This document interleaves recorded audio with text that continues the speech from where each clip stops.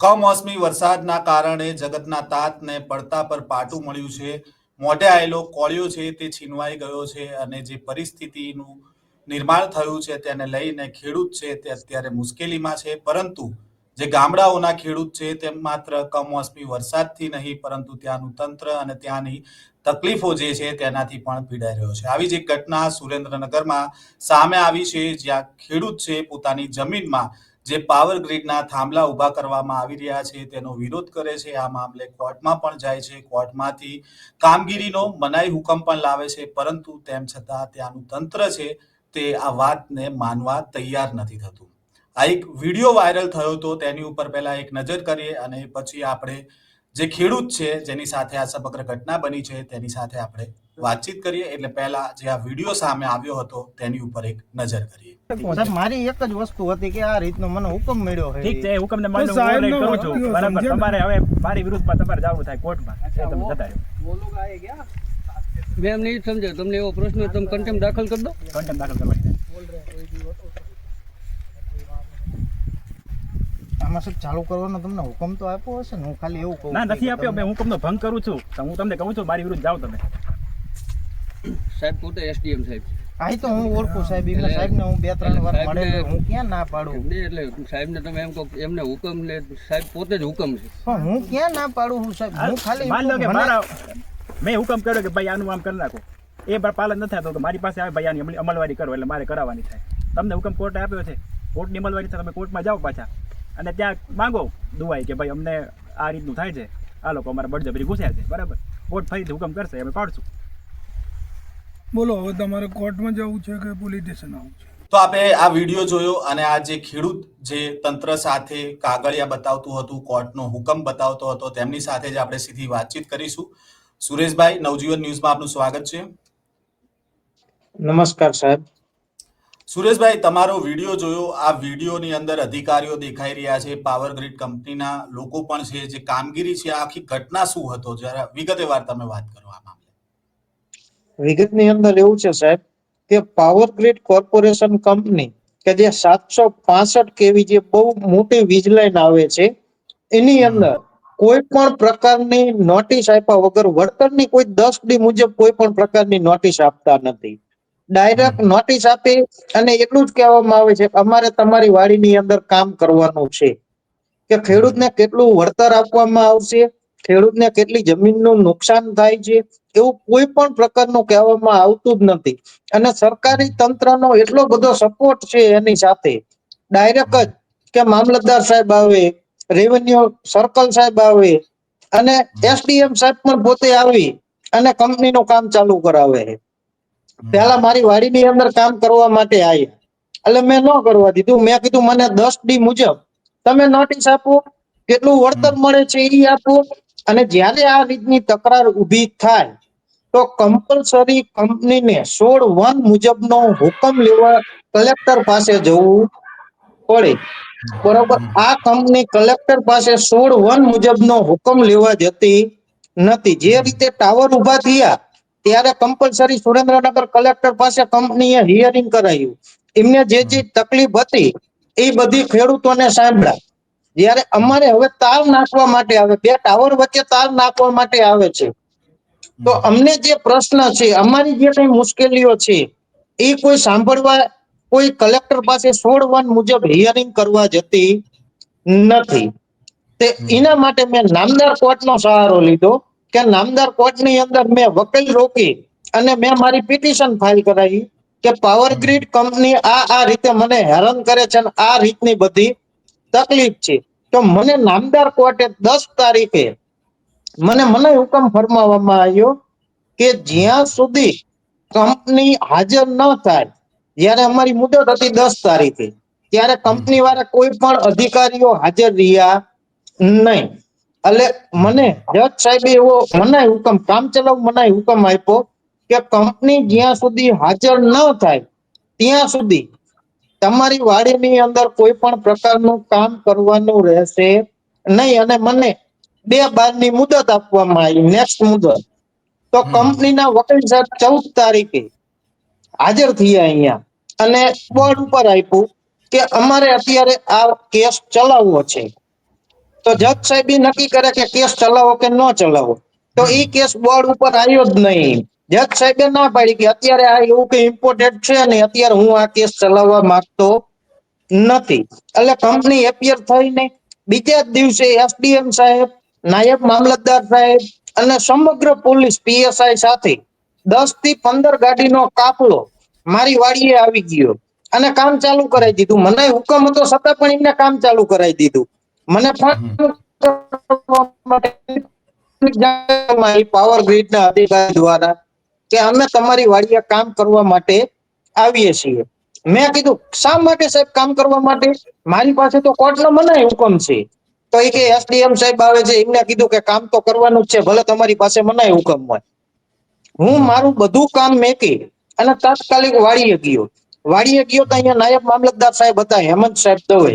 એ તો કે હું એસડીએમ સાહેબનો અધિકારી છું, મને એવો હુકમ આપવામાં આવ્યો છે કે અહીંયા કામ ચાલુ કરાવો. તો મારે તો એ કમ્પલસરી કામ કરાવવાનું જ છે, તમે ગમે તે કરો એ. પણ મેં કીધું સાહેબ મારી પાસે કોર્ટનો મનાઈ હુકમ છે, છતાં પણ તમે કેમ કામ ચાલુ કરાવો? એ તમારી જે કઈ હોય તો તમે કોર્ટમાં કહો. એ મને તો મનાઈ હુકમ આપ્યો, કામ નહીં કરવા દેવાનું હોય.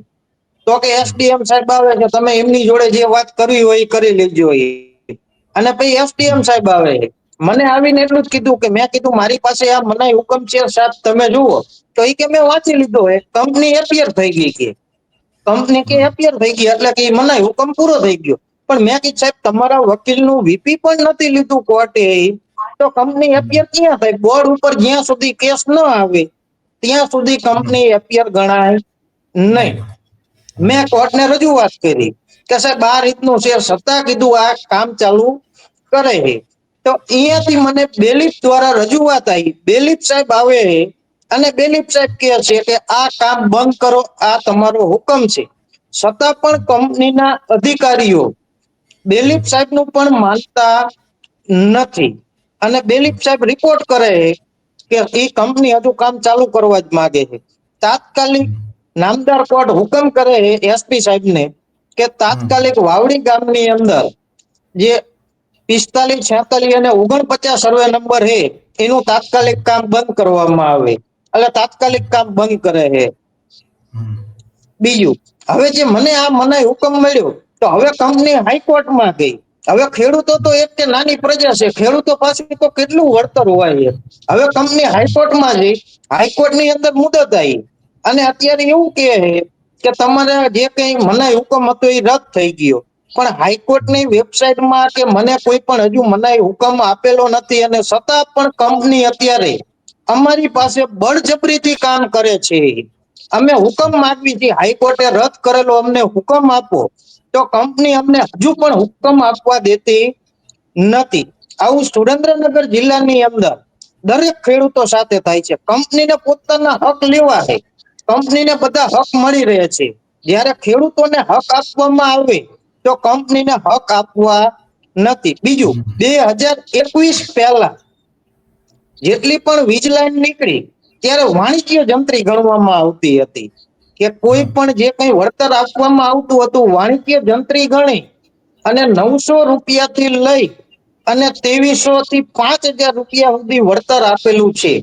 આ 2024 થી સરકારે પરિપત્ર બદલી નાખ્યો કે જે કઈ જમીન છે એ ખેતીની જમીન જ ગણવાની અને ખેતીની જમીન ગણી અને વળતર આપવાનું. તો હાવ મામૂલી વળતર થાય સાહેબ, કે જે 100 રૂપિયાથી લઈને 200 રૂપિયા સુધીનું જ વળતર આપવું છે. કે જે 200 રૂપિયામાં સાહેબ અમારે 1 ચોરસ મીટર જમીન ની અંદર અહીંયા અમે કોઈ પણ પ્રકારનું કંઈ કરી નથી શકવાના. ન અહીંયા અમે બોર લાઈન કરી શકી, ન કોઈ બાગાયતના પાકો અંદર વાવી શકી, બરોબર, કે નો હાઈ ટેન્શન લાઈન મકાન કે કોઈ પણ શકતા નથી. અમારી જમીનનું મૂલ્ય છે. જી સુરેશભાઈ, તમારો કંપનીને જે નિયમો સંપર્ક તૂટી ગયો હતો. ફરીથી તમે જે આખી વાત કીધી એ ફરીથી તમે જે છેલ્લે આખો મુદ્દો કહ્યો એ ફરીથી તમે જણાવશો? હવે કે જે કંપની છે જે 10D મુજબ જે તમારા ખાતાની અંદર પૈસા નાખે છે, પહેલા જ્યારે કંપનીના માણસો સાથે અમારે મીટિંગ થઈ, કંપનીમાં એવું કહેવામાં આવ્યું કે અમે તમને 3 હપ્તાની અંદર પૈસા આપશું. પહેલું કે ખોદી અને ફાઉન્ડેશન કરી છે ત્યારે બીજું કે અમે ટાવર ઉભો કરી છીએ ત્યારે, અને ત્રીજું કે જે વીજ રેસા જે તાર ખેંચી છે ત્યારે. પણ કંપની કોઈ નિયમ પાળતી નથી.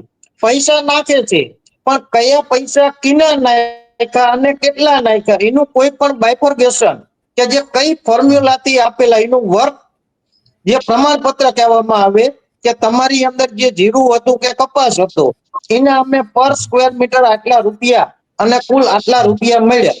આ વસ્તુ કાયદેસર અમને પહેલા આપવાની હોય કે તમારું આટલું એસ્ટિમેટ થયું અને અમે હવે પૈસા જમા કરાવી.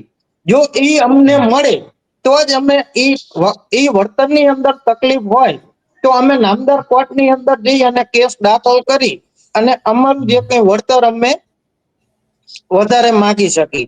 કે જે 2021 ની અંદર જે ધાંગધ્રા તાલુકામાં જે સ્ટરલાઇટ કંપનીની લાઈન નીકળી હતી એનો જ અત્યારે હુકમ થયો કે જે 225 રૂપિયા લેખે જે વળતર ચૂકવેલું હતું 1245 રૂપિયા ચૂકવવામાં આવ્યું અત્યારે જે. તો ખેડૂતોને આવો અન્યાય કેમ એમ કે જે ખેતીની જમીન જ કેમ ગણવાની? અહીંયા તો વાણિજ્ય કંપની તો બહુ વાણિજ્ય છે એ તો બધાને ખ્યાલ છે એમ. બરોબર, તો સરકારને અમારે એટલી જ રિક્વેસ્ટ છે કે જે કઈ તમારી જે જમીન છે કે જે અત્યારે બજાર કિંમત હાલે છે એ બજાર કિંમત પ્રમાણે અમને વળતર આપવામાં આવે, કાં તો જે એનો હેતુ વાણિજ્ય છે તો વાણિજ્ય હેતુ કરીને અમને વળતર આપવામાં આવે અને અમને જે હક મળવા પાત્ર છે એ અમારા હક ઉભા રાખવામાં આવે. આ રીતે ખોટી જ રીતે અમને કંપની હેરાન કે હજુ અમારું કલેક્ટરમાં 1 હેઠળ હિયરિંગ કરવું નથી અને ખોટા પ્રશાસનનો ઉપયોગ કરી ખેડૂતોને ધમકાવી સુરેન્દ્રનગરની અંદર તમામ જગ્યાએ તાર નાખવાનું કામ ચાલુ છે અત્યારે હાલમાં. અને કચ્છની અંદર પણ વાઢિયાની અંદર પણ કે જે અદાણી અને પાવર ગ્રીડ નો એટલા બધા કે વળતર બાબતે છે બહુ જ ખેડૂતોને હેરાન કરે છે. બીજું સાહેબ એક ખાસ મારે તમને કહેવું કે આજ લાઈન ની અંદર મોરબી તાલુકો છે સાહેબ. મોરબી તાલુકાની અંદર કલેક્ટરે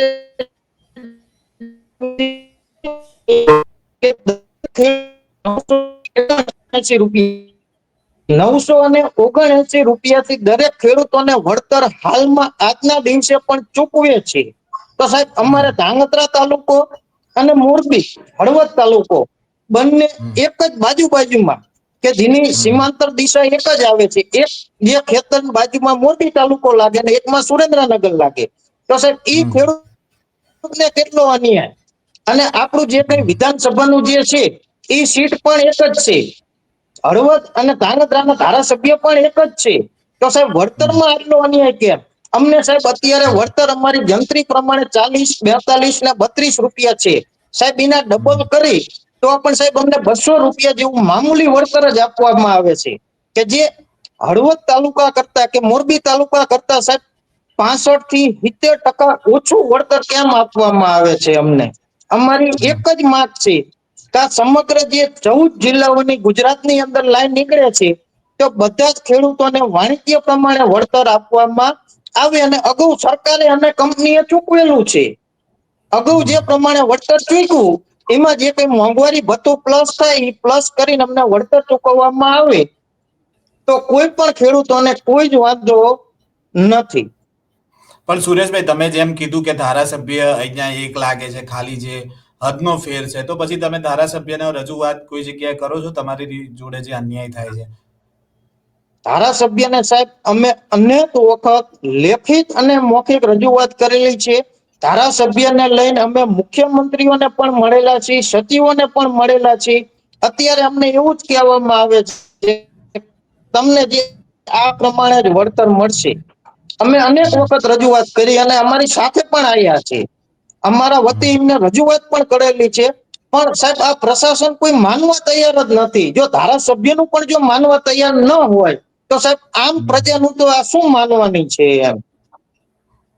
પરંતુ સુરેશભાઈ જે તમારો જે વિડીયો આવ્યો હતો જેમાં તમે કોર્ટનો હુકમ બતાવો છો પરંતુ અધિકારી છે તે માનવા તૈયાર ન હતા, તમને કહે છે કે તેમણે હુકમનું પાલન નથી કરતા અને એમણે પોતે જ હુકમ છે એવી પણ વાત સંભળાય છે વિડીયોમાં.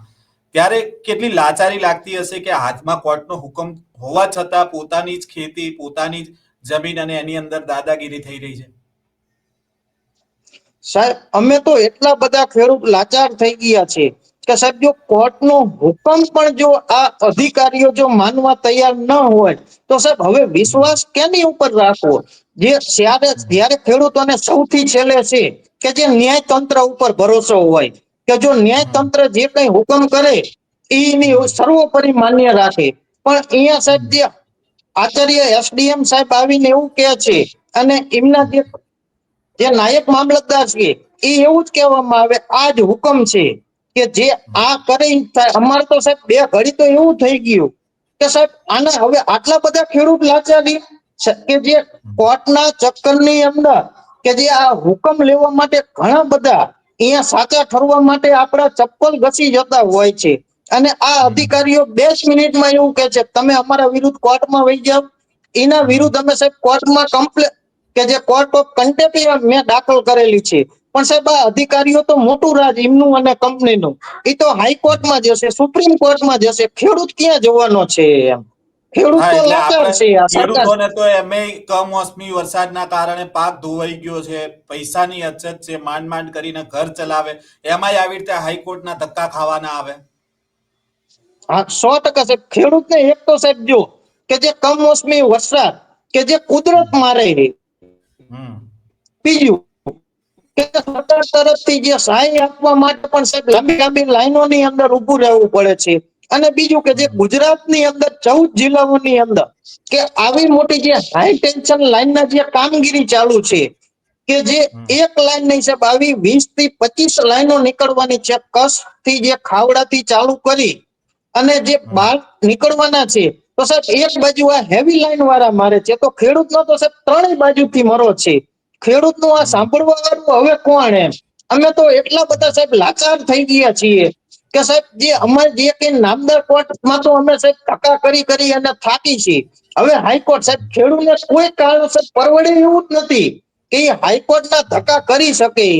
હવે ખેડૂતો સાહેબ નો છૂટકે બળજબરીથી કામ કરી જ જવાના છે. અમે તો એટલા લાચાર છીએ કે અમને પૂરું વળતર પણ નથી મળતું અને અમારી જે કઈ જમીન છે એ જમીનનું મૂલ્ય પણ સાહેબ કે જે ઘટવા માંડે છે. કે સાહેબ અત્યારે અમારી જમીન આજુબાજુમાં સાહેબ 10 થી 11 લાખ ની અંદર 1 વીઘો જમીન વેચાય છે. જ્યારે આ હાઈ ટેન્શન લાઈન નીકળશે એ જમીનની કિંમત સાહેબ 5 થી 6 લાખ થઈ જશે. તો અમારી તો સાહેબ એક જ વિનંતી છે કે જે જમીનનું મૂલ્ય ઘટ્યું અમને અમારા હકનું આપો. અમારે બીજું કાંઈ જોતું નથી. અમે તો એક જ રિક્વેસ્ટ કરી છે સાહેબ જે જમીનનું વળતર ઘટે એ મૂલ્ય અમને આપવામાં આવે. અમારે બીજું કોઈ પણ કઈ જ વધારે જરૂર નથી. અમને અમારો હક આપો. અમે તો તમારા માધ્યમ દ્વારા સાહેબ એટલું જ કહેવા માંગીએ છીએ કે અમને અમારા હક જે કઈ વાણિજ્ય જંત્રી એમને પહેલા ચૂકવેલી જ છે તો અત્યારના ખેડૂતોને કેમ ચૂકવવામાં આવતી નથી? અમે તો એટલી જ રિક્વેસ્ટ કરીએ છીએ. જી સુરેશભાઈ, સરકારને વિનંતી કે જે ખેડૂતોનો અવાજ છે અને ખેડૂતોને જે તકલીફ પડી રહી છે તેના ઉપર એકવાર નજર કરવામાં આવે, કારણ કે ખેડૂતો પોતાની જ જમીનમાં જે પ્રકારે દાદાગીરી થઈ રહી છે અને જે કંપનીઓ છે તે બળજબરી કરી રહી છે અને તેનાથી ખેડૂતોની જમીનને તો નુકસાન થાય છે, પરંતુ જ્યારે ખેડૂત કોર્ટમાં જઈને કામગીરીને લઈને હુકમ લઈને આવે છે તેમ છતાં પણ અધિકારીઓ છે તે સાંભળતા નથી અને ફરી એકવાર કોર્ટમાં જઈને હુકમ લાવવાનું કહે છે. સુરેશભાઈ, નવજીવન ન્યૂઝ સાથે જોડાવા બદલ આપનો ખૂબ ખૂબ આભાર. ખૂબ ખૂબ આભાર સાહેબ. તો આ હતી સુરેન્દ્રનગરના ખેડૂતની વેદના, જેમના ખેતરમાં પાવરગ્રીડ કંપનીનો જે થાંભલો નાખવાની કામગીરી ચાલી રહી હતી, ત્યારબાદ વાયર નાખવાની કામગીરી થઈ રહી હતી. ખેડૂત છે તે કોર્ટમાં પહોંચે છે અને આ કામગીરી જે ચાલી રહી હતી તેના અંગે તેમણે હુકમ લઈને આવે છે, પરંતુ અધિકારી છે તે ત્યાં પાવર બતાવે છે અધિકારી અને કહે છે કે ફરી એકવાર તમે કોર્ટનો હુકમ લેતો આવો, અને આ જે હુકમ લઈને આવ્યા છે તેમનું તેમણે પાલન નહીં કરે એ રીતની આખી વાત છે તે સામે આવી હતી. આ પ્રકારના વધુ સમાચાર સાથે ફરી મળીશું. નવજીવન ન્યૂઝ સાથે જોડાયેલા રહેજો. વૈષ્ણવજન તો